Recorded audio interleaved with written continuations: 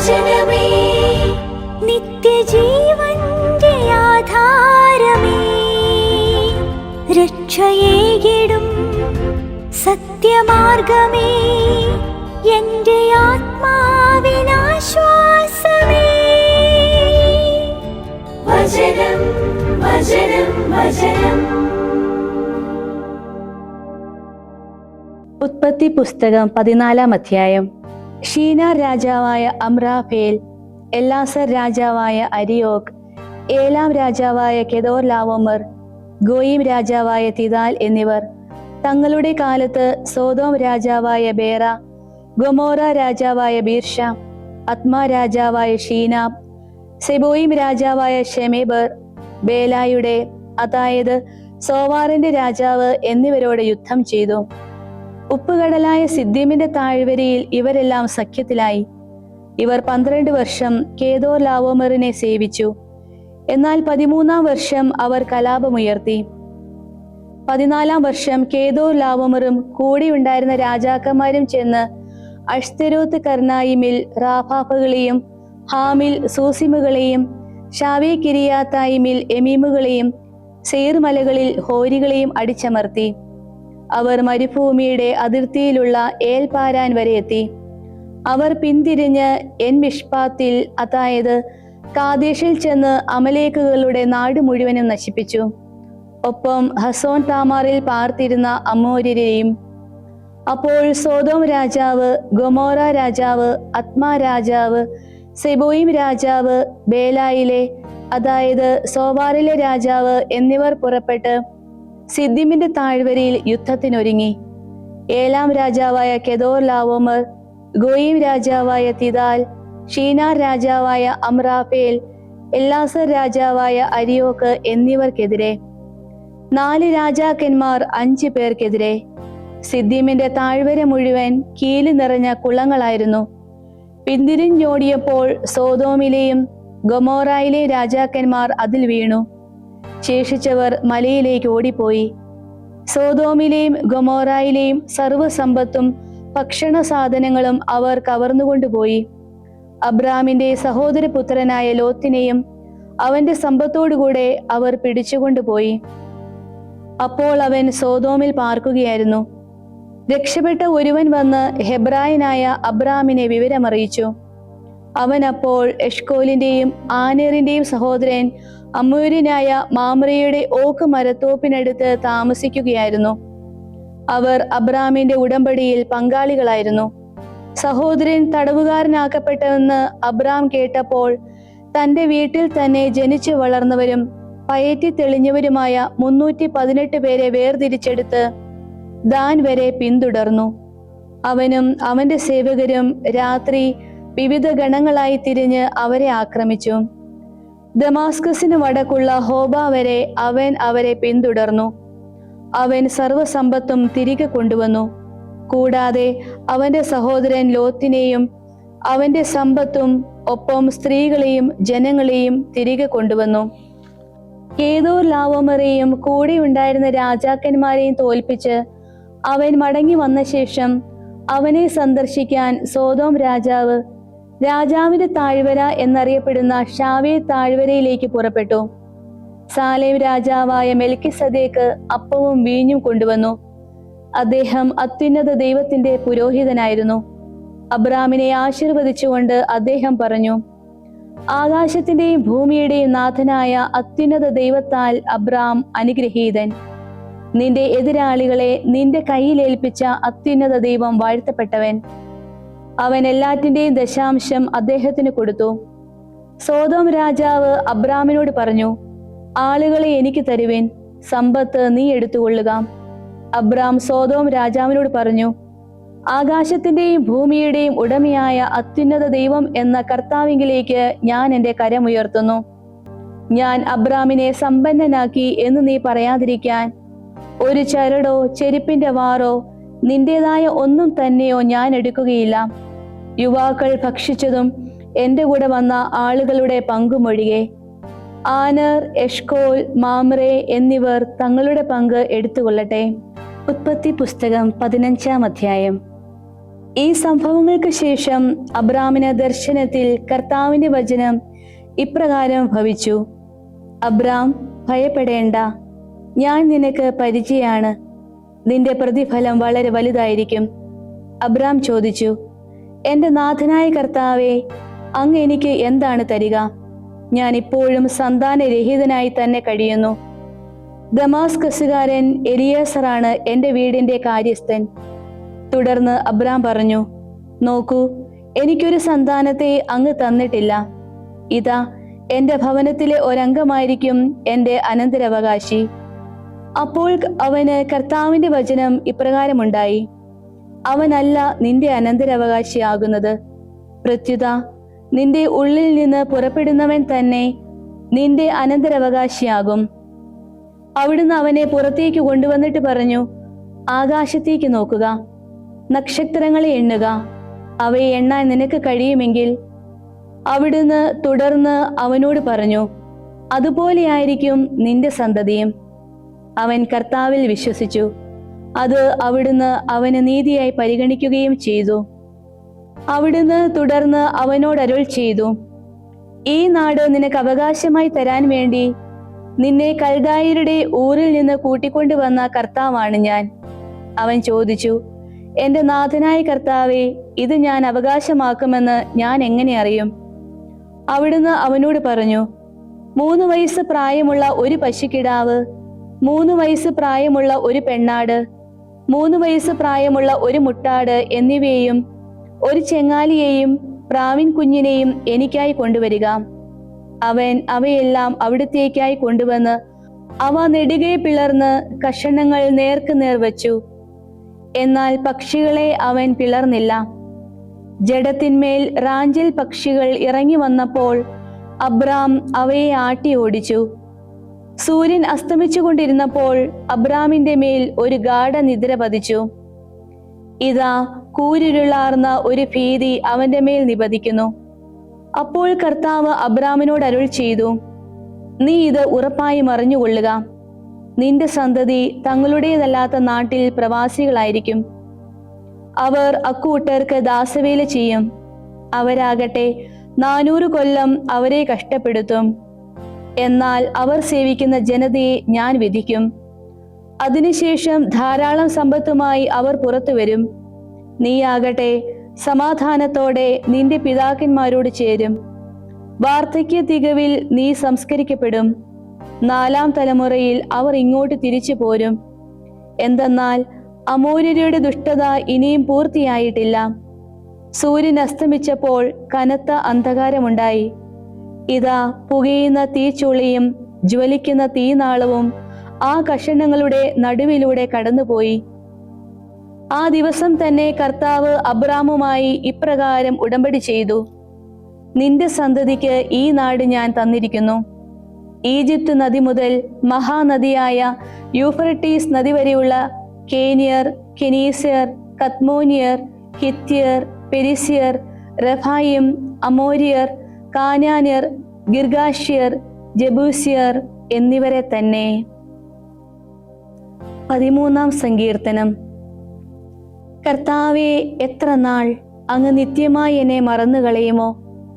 എത്ര നാൾ അങ്ങയുടെ മുഖം എന്നിൽ നിന്ന് മറച്ചുവെക്കും?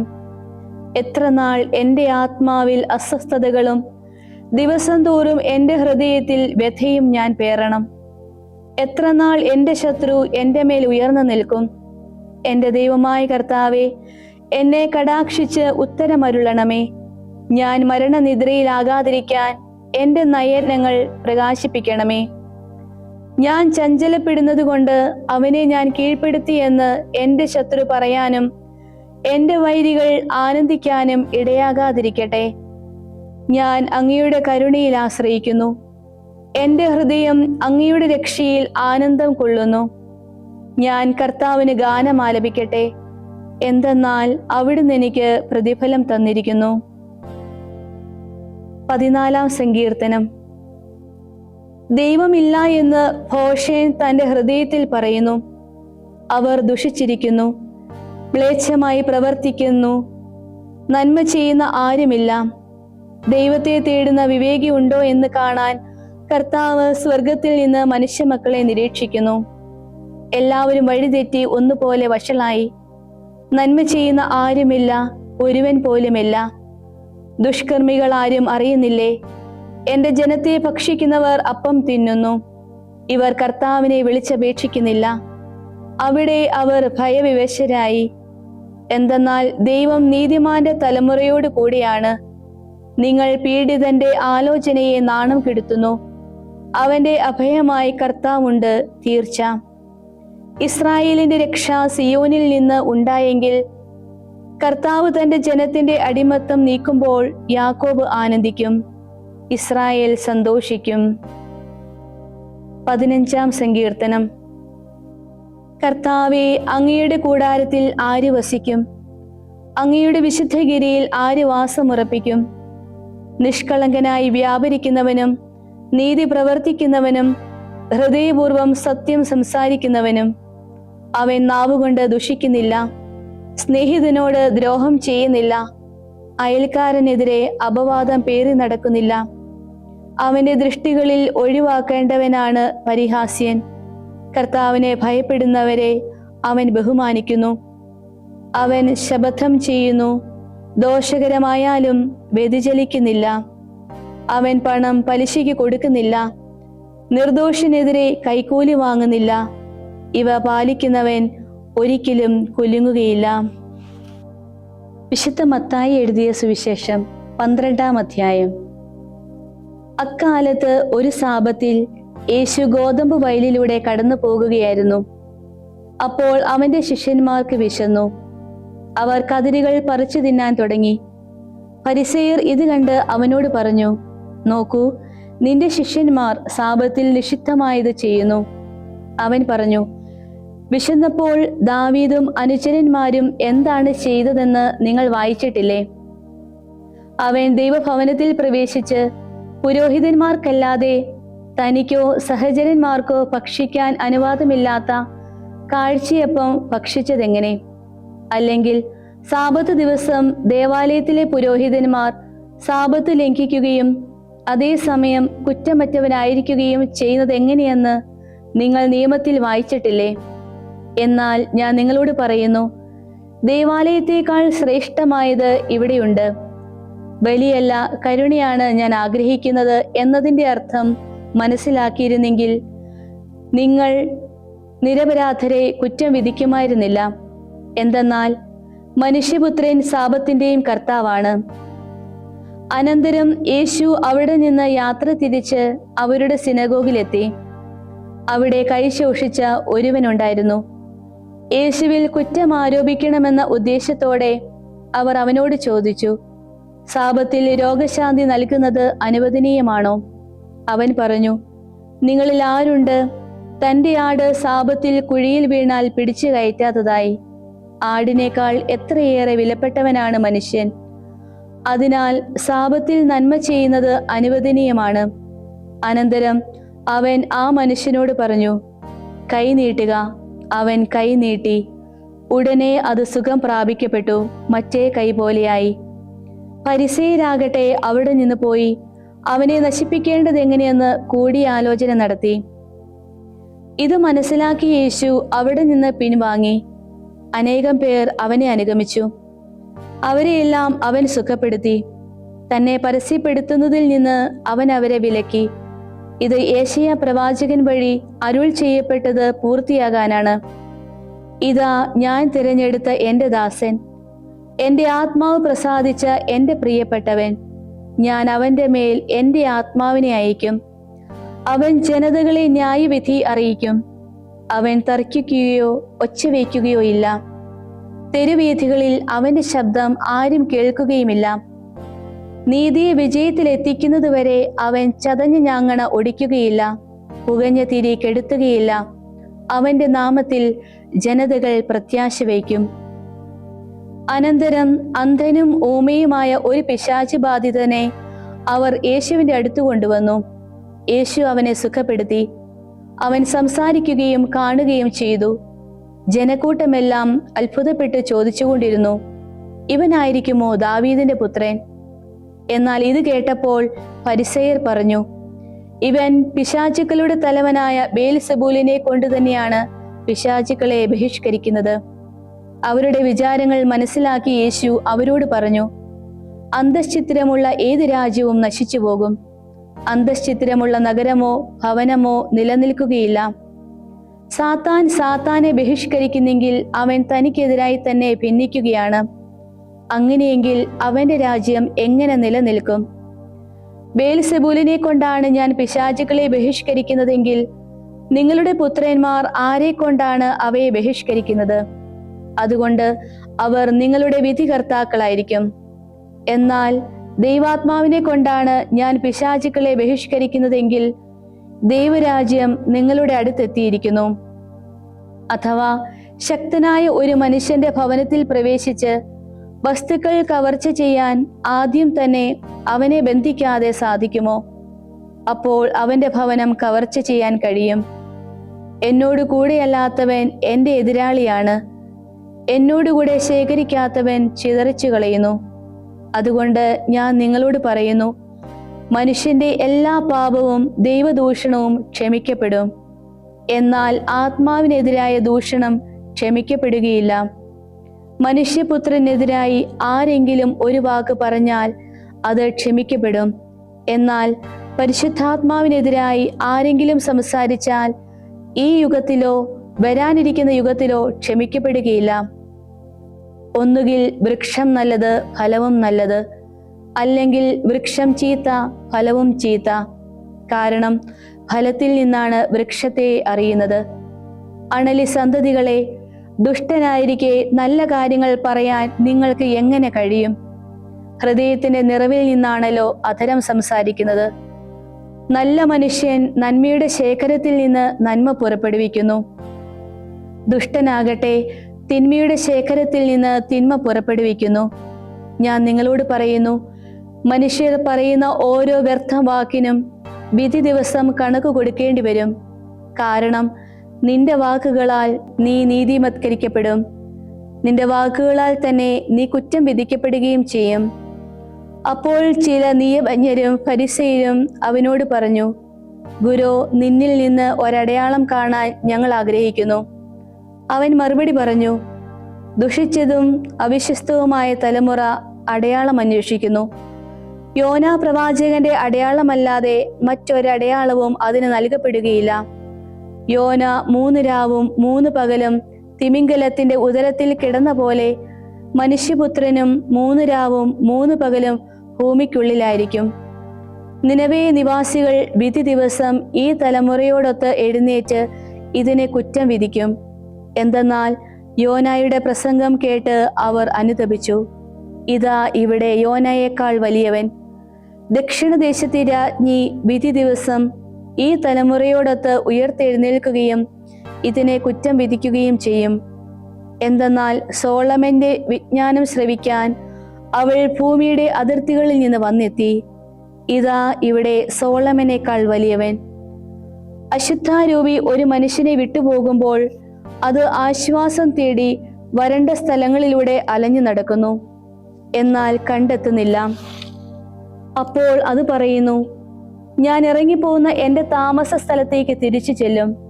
മടങ്ങി വരുമ്പോൾ ആ സ്ഥലം ആളൊഴിഞ്ഞും അടിച്ചുവാരി സജ്ജീകരിക്കപ്പെട്ടും കാണുന്നു. അപ്പോൾ അത് പുറപ്പെട്ടു ചെന്ന് തന്നേക്കാൾ ദുഷ്ടരായ 7 അരൂപികളെ കൂടി തന്നോടൊത്ത് കൊണ്ടുവരികയും അവിടെ പ്രവേശിച്ച് വാസമുറപ്പിക്കുകയും ചെയ്യുന്നു.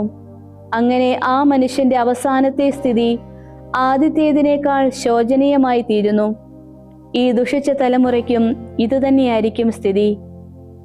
അവൻ തുടർന്ന് ജനക്കൂട്ടത്തോട് സംസാരിച്ചു കൊണ്ടിരുന്നപ്പോൾ അവന്റെ അമ്മയും സഹോദരരും അവനോട് സംസാരിക്കാൻ ആഗ്രഹിച്ച് പുറത്തു നിന്നിരുന്നു. ഒരുവൻ അവനോട് പറഞ്ഞു, ഇതാ നിന്റെ അമ്മയും സഹോദരരും നിന്നോട് സംസാരിക്കാൻ ആഗ്രഹിച്ച് പുറത്തു നിൽക്കുന്നു. യേശു അവനോട് പറഞ്ഞു, ആരാണ് എൻ്റെ അമ്മ, ആരാണ് എൻ്റെ സഹോദരർ? തൻ്റെ ശിഷ്യരുടെ നേരെ കൈ നീട്ടിക്കൊണ്ട് അവൻ പറഞ്ഞു, ഇതാ എൻ്റെ അമ്മയും സഹോദരരും. സ്വർഗസ്ഥനായ എൻ്റെ പിതാവിൻ്റെ ഹിതം നിറവേറ്റുന്നവനാരോ അവനാണ് എൻ്റെ സഹോദരനും സഹോദരിയും അമ്മയും. ദൈവവചനമേ നിത്യജീവന്റെ രക്ഷയേകിടും സത്യമാർഗമേ, എൻ്റെ ആത്മാവിന